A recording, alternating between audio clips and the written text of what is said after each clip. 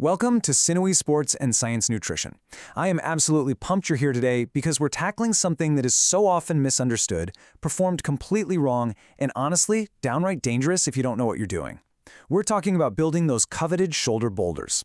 So get ready to take some notes because this explainer is a total blueprint that will completely change how you train. But hey, stop right there. Seriously, for the next 10 seconds, do not even think about touching another dumbbell or barbell. Just wait. Because what you are about to learn is absolute game-changing super knowledge, and you're getting it completely for free. I promise you will not regret sticking around for this. We are diving deep into how to trigger massive muscle hypertrophy, meaning rapid muscle growth, while literally saving your joints from long-term destruction. If you want maximum muscle tension with zero joint stress, you are in the exact right place. All right, let's look at our roadmap for the day. We're going to break down the foundational shoulder blueprint, fix your barbell and Arnold press, dial in those isolation raises, learn a really brilliant analogy for upright rows, and finish up with a maximized routine. Let's get to it. Section 1. The Shoulder Blueprint. Everything we're going through today is based on a highly effective routine demonstrated by fitness expert Sunny, and it is entirely designed around maximizing muscle tension while protecting your body. And that all starts with our golden rule. You have got to keep your abs tight the entire time. Listen, when you're pushing heavy weights over your head, a rock-solid core is literally the only thing protecting your lower back from a serious injury. Keep that in the back of your mind for every single movement we cover. Section 2. The barbell press, where form absolutely matters. So this is a heavy compound movement, meaning it recruits multiple muscle groups at once, which makes perfect form absolutely crucial for building mass safely. Now the whole form versus flaw dynamic actually starts before the rep even begins.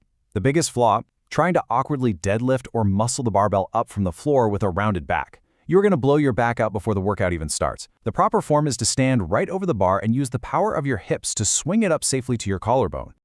Okay, once you've got the bar up, let's talk mechanics. You have to keep those elbows tucked inside. Please do not let them flare out to the sides, because that puts terrible, unnecessary stress right on your rotator cuff. You want to push the weight straight up, pause for just a split second at the top, and then bring it down nice and slow until it physically touches your chest or collarbone. That slow downward motion, the eccentric phase, that's actually where the magic happens and so much of that muscle growth occurs. Oh, and what was our golden rule? Keep those abs tight. For this heavy compound lift, you're going to want to aim for 5 working sets. Since we're using a barbell, grab a slightly heavier weight where you can push out about 8 to 10 repetitions per set. This is your foundation builder. Section 3. The Arnold press mechanics. Named after the legend himself, this twisting motion targets every single head of the shoulder simultaneously. It's fantastic. Here's the step-by-step. Start with the dumbbells touching together at the bottom.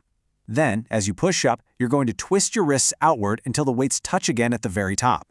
Finally, lower them with a controlled pause. Don't just swing the weight around. Pause and make the muscle work for that crucial time under tension. Now, the most common mistake people make here happens right on the way down. The major flaw is dropping your elbows all the way down to your ribs. When you do that, the muscle completely relaxes, and boom, you lose all the tension. The correct form? You want to stop your downward motion the exact second your elbows hit 90 degrees. Stop right there, maintain that incredible time under tension, touch the weights together, and explode right back up. Because of that complex twisting motion and the constant time under tension, you really don't want to go super heavy here. Drop the weight down just a bit and push for a higher rep range, somewhere right around 12 to 15 reps. Moving into Section 4. Perfecting your shoulder raises.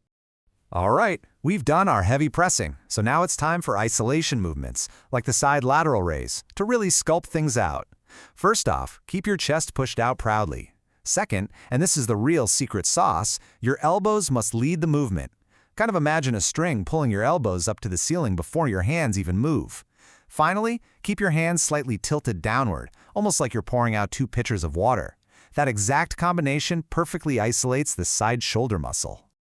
When we transition over to the front raise, we run into another really critical form versus flaw scenario. The huge flaw here is locking your arms out perfectly straight. Doing that puts a massive, dangerous amount of strain directly onto your elbow joint, instead of where you want it, the shoulder muscle. The correct form is keeping a slight, soft bend in your elbows throughout the entire movement. Remember, we want the stress on the muscle, not grinding down the joint. Tempo is literally everything on the front raise. The rule of thumb is explode on the way up, but bring the weight down very, very slowly. Once again, it's that slow eccentric phase that causes those micro tears in the muscle fibers, which is exactly what leads to hypertrophy. And never forget, keep those abs tight. Core stability does not take a break. Section 5. The upright row analogy.